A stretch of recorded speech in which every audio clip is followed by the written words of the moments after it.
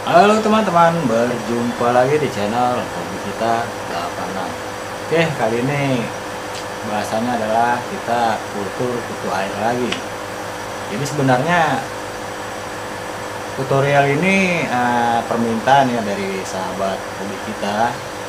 Saya lupa tuh, soalnya udah lama banget gitu kan. Karena saya mencari satu alatnya ini nggak dapat sampai sekarang pun alatnya itu nggak dapat, yaitu ragi roti. Jadi agak susah saya mendapatkan itunya.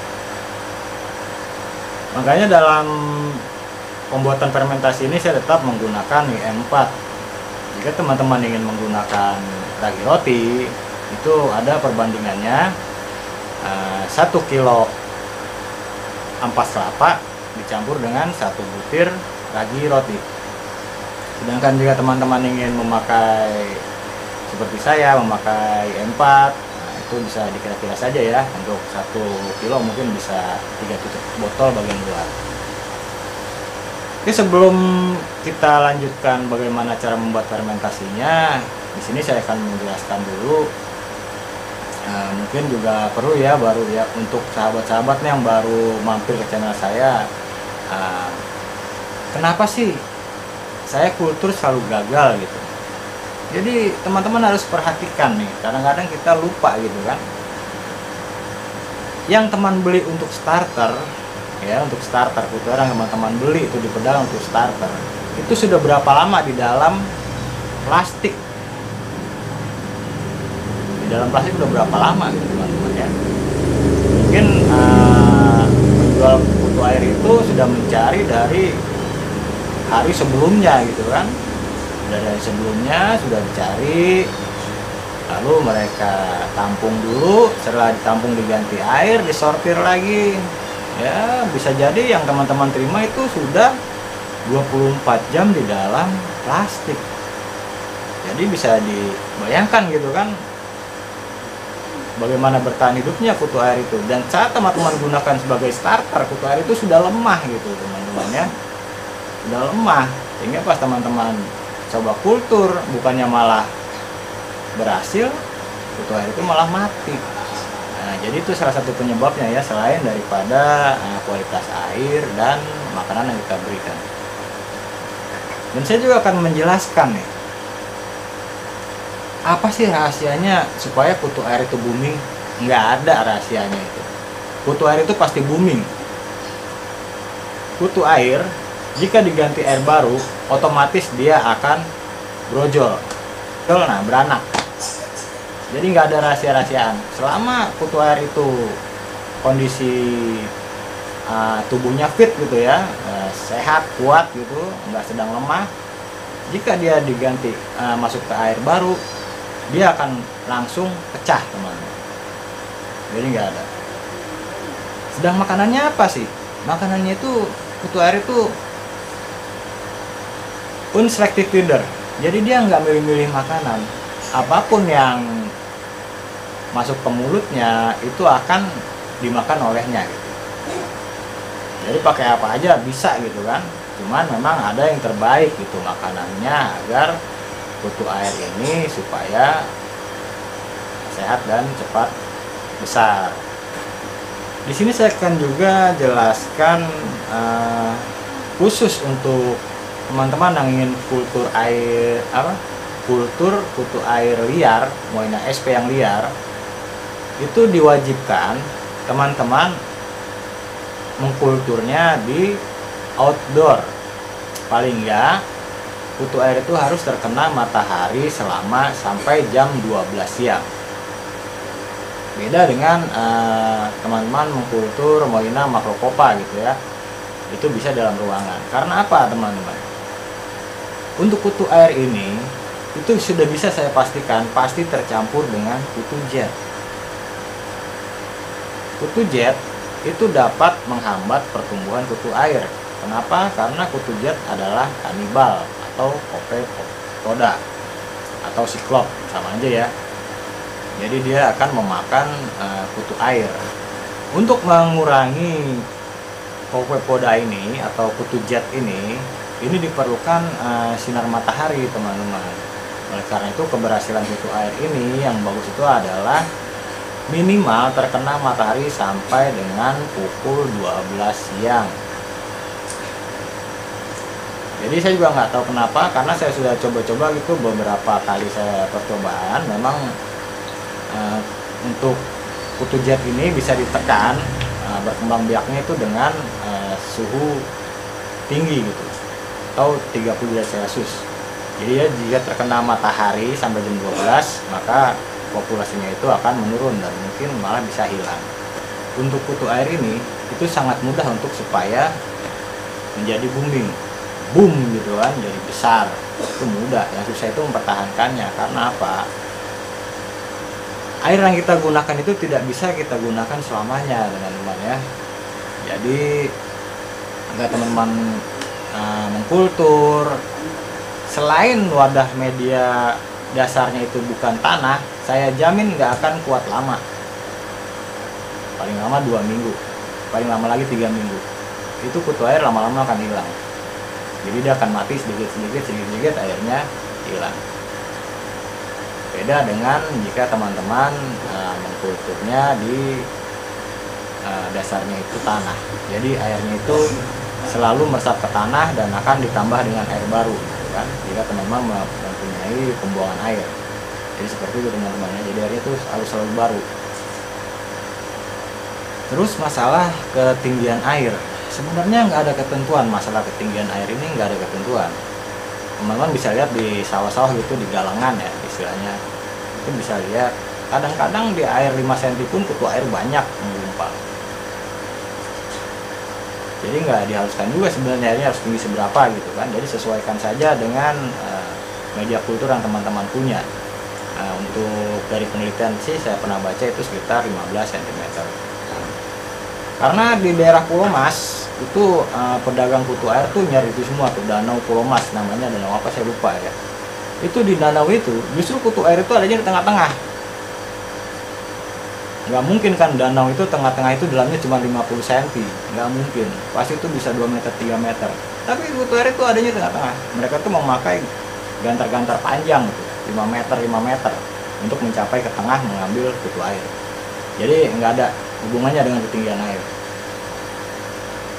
Oke teman-teman, itu hanya pembukaan saja ya. Jadi supaya teman-teman lebih paham nih mengenai sifat dari kutu air ini dan kenapa gagal gitu kan, dan supaya berhasil bagaimana, dan cara menanggulangi kutu jet atau siklop atau kutu-koda bagaimana. Oke, langsung saja kita langsung mulai tutorialnya.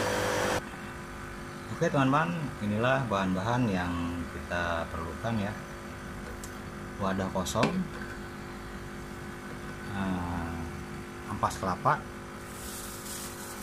ini yang sudah diperas santannya ya teman-teman ya. Jadi minta aja di warung atau di pasar gitu, saya juga boleh minta nih limbah gitu. Lalu gula pasir, saya menggunakan gula pasir ini 1 sendok teh.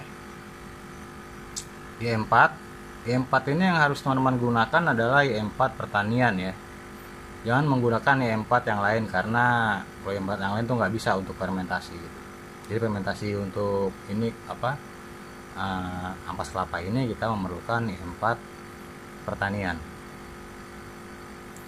Jika teman-teman tidak memiliki Y4 pertanian, teman-teman dapat menggantinya dengan ragi tape. Untuk perbandingan ragi tape itu 1 kilo ampas kelapa dengan 1 butir ragi tape. Yang perlu teman-teman perhatikan di sini adalah kadar air ini, teman-teman harus hati-hati, jangan terlalu banyak. Karena untuk fermentasi ini supaya berhasil, ampas kelapa kadar airnya itu harus teman-teman atur paling tidak sekitar 30%. Nah, kalau saya ini sebenarnya mestinya pakai air ini ya. Apa namanya kalau air ini di airin? Yang jelas bukan teh manis atau kopi ya teman-teman ya. Apa saya lupa namanya itu. Nah, jadi memasukkan dulu seperti ini. Lalu teman-teman berikan air sedikit dulu gitu untuk melarutkan hingga gula ini larut dengan air. Jadi jangan banyak-banyak. Nanti penambahan airnya itu secara dikit-dikit setelah kita masukkan ampas kelapa ini. Karena kadar airnya itu kita harus membuatnya kadar airnya itu 30%. Kira-kira 30% seperti apa gitu teman-teman ya. Oke, kita langsung beri air dulu ya ininya, supaya kita larutin dulu nih. Oh, molase namanya ya, namanya molase kalau sudah dicampur air. Oke, kita akan buat molase dulu teman-teman. Kita aduk-aduk aja seperti ini nih sampai larut ya. Jadi sedikit dulu kita berikan, takutnya nanti kebanyakan air gitu. Usahakan airnya itu sebanyak 30% saja. Ini kita haluskan dulu, kita larutkan dulu. Nanti baru setelah larut kita masukkan ampas kelapanya. Oke, ini sudah larut ya, sudah jadi molase. Kita tinggal memasukkan ampas kelapanya ke dalam sini. Lalu selanjutnya kita masukkan IE4. Jangan lupa untuk dikocok dulu sebelum dipakai ya teman-teman ya.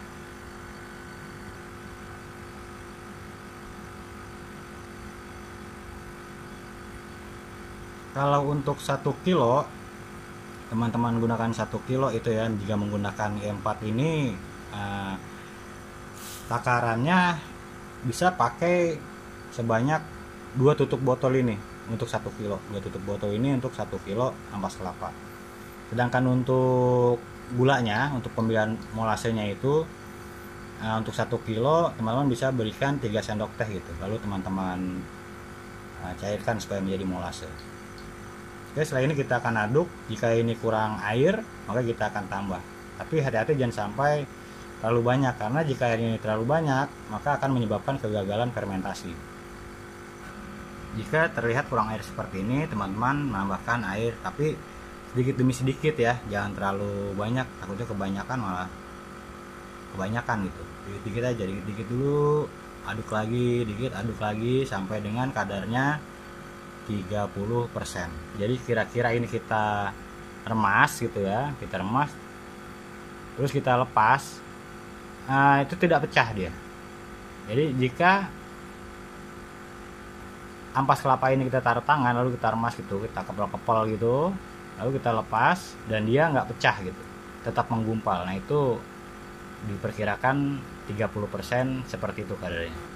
Oke, setelah ini bagian atas ini akan kita tutup rapat karena kita tanpa udara ya, hampa udara, dengan bantuan hampa udara. Lalu karena ini transparan, maka nanti akan saya tutup dengan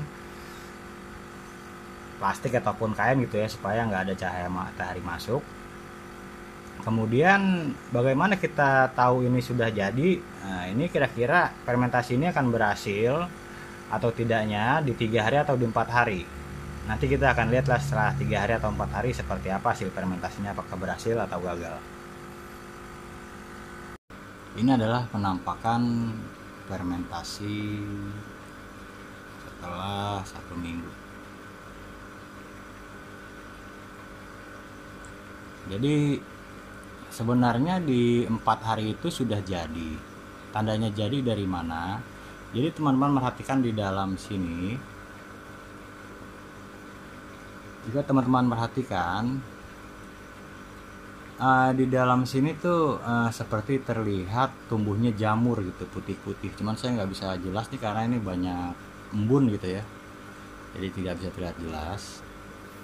Jadi kalau sudah keluar jamur seperti ini nih, putih-putih gini, jamur putih gitu ya di permukaan, itu menandakan fermentasinya sudah jadi ya teman-teman ya, sudah jadi gitu. Dan juga jika kita buka penutupnya ini, maka akan berbau tapai, berbau asam tapai gitu. Oke, kita coba buka saja teman-teman ya.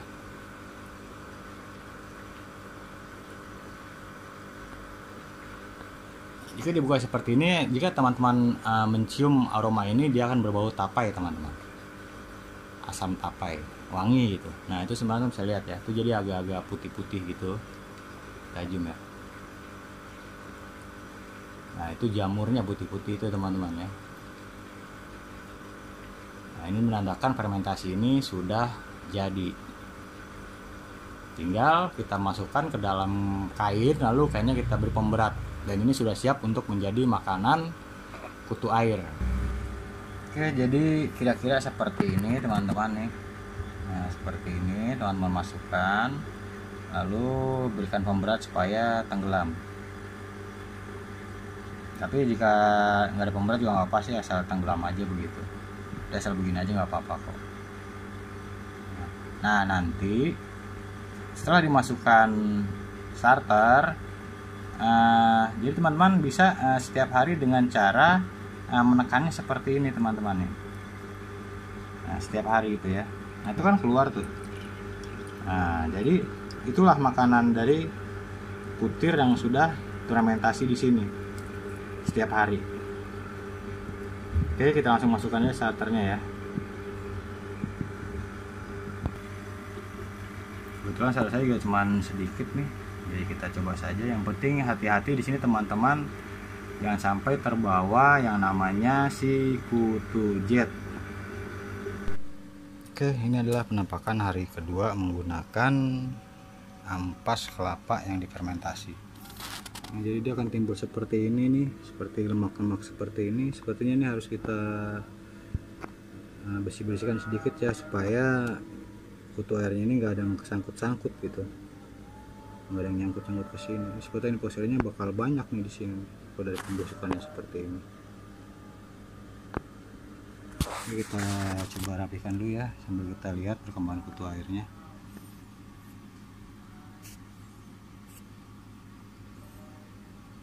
Tuh. Ini karena saya menaruhnya terkena sinar matahari langsung. Oke, ini penampakan di hari kedua. Kutu air masih hidup ya, tapi sepertinya masih belum banyak. Nanti akan kita lihat lagi di hari keempat atau hari keenam, apakah kutu air ini sudah mulai booming. Dan mungkin ini akan saya buang nanti teman-teman ya. Lemak sepertinya akan saya buang karena takutnya mengganggu, malah bikin kutu airnya itu tersangkut di sini dan mati gitu. Jadi ini akan saya buang. Nanti akan saya angkat gitu dengan menggunakan pinset. Jadi saya akan bersihin dulu. Oke, nanti kita akan lihat di hari ketiga dan keempat seperti apa nanti banyaknya. Ini adalah penampakan hari keempat. Wow, booming ternyata. Jadi ini saya rekomendasi ya untuk teman-teman yang ingin mencoba mengkultur kutu air dengan memberikan ampas kelapa. Nah, di sini dari ke-6 ini sebenarnya sudah saya ambil sedikit untuk memberikan ikan saya, ikan burayak. Kita akan lihat nanti di hari ke-6 seperti apa. Jangan lupa tiap hari kita peras seperti ini ya teman-teman ya, supaya airnya keluar. Dan ini makanan kutu airnya. Nah, seperti ini. Setiap hari kita peras seperti ini. Oke, inilah penampakan hari ke-6. Nah, sebenarnya ini banyak teman-teman ya, cuman saya mengambilnya di jam yang berbeda. Jadi kutu airnya ini dia lebih menyebar ke merata ke permukaan air.